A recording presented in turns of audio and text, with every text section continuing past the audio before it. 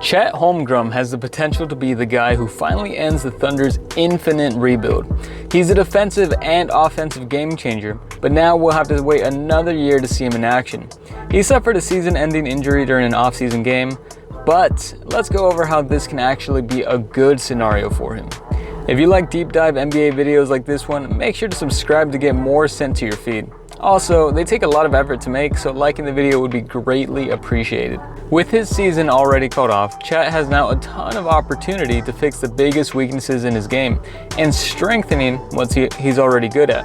He's talented, but far from the perfect prospect, hence why he didn't go number 1.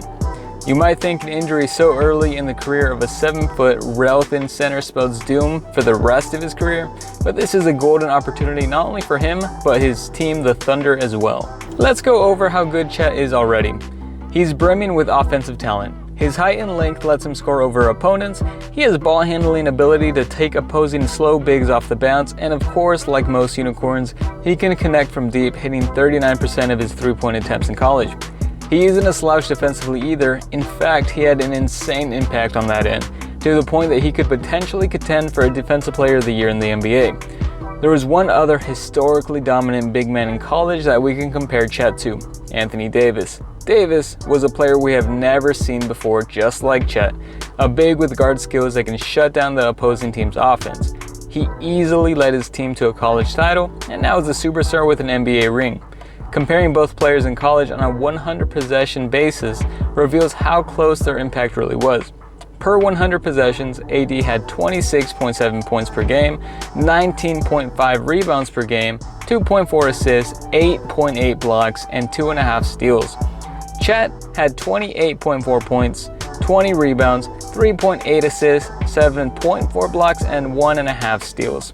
AD had a much higher offensive rating, 139 versus Chet's 127, but Chet actually had a better defensive one at 78.7 versus AD's 80.7. If he puts it all together, Chet could become a better player than Anthony Davis. Skill-wise, Chet can spend the year already honing what he's good at. Specifically, putting extra time on his shot would go a long way for success. Free throw percentage tends to be a good indicator of how well a college player can actually shoot. Chet was connecting on charity stripe shots at a rate in the low 70s. It can take some time for players to fix their shot. An extreme example is Lonzo Ball, who took a few seasons just to get his shooting form to look normal. If he can take this downtime to perfect his long-range shot, that just opens up the rest of his game. Next, the most obvious area of concern that might hold back Chet is his very skinny frame. The young guy is 7 feet tall and is listed at only 190. That puts his BMI in the underweight category.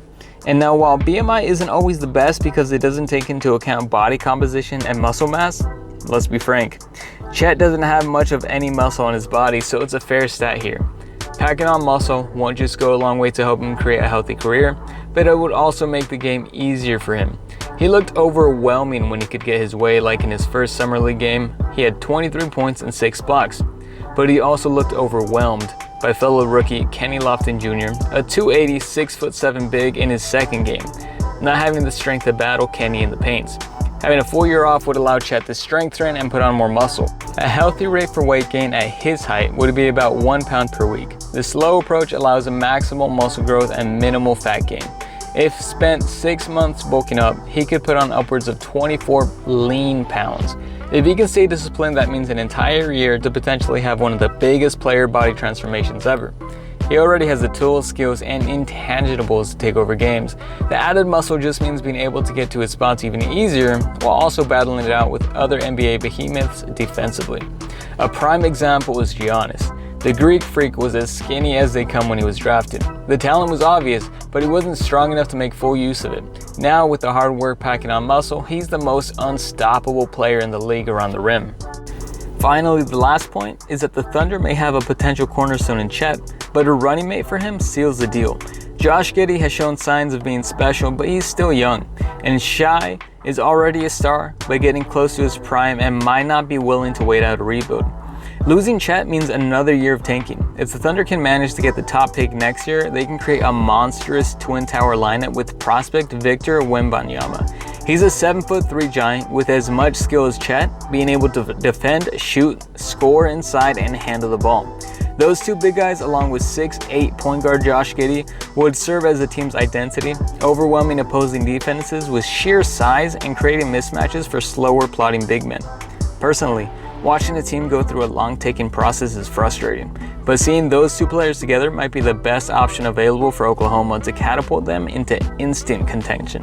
So Chet getting hurt might be a bad situation in the current moment, but looking at the bigger picture shows us a huge opportunity for player and team. Don't forget to subscribe for more content and let me know what you think of the whole Chet situation.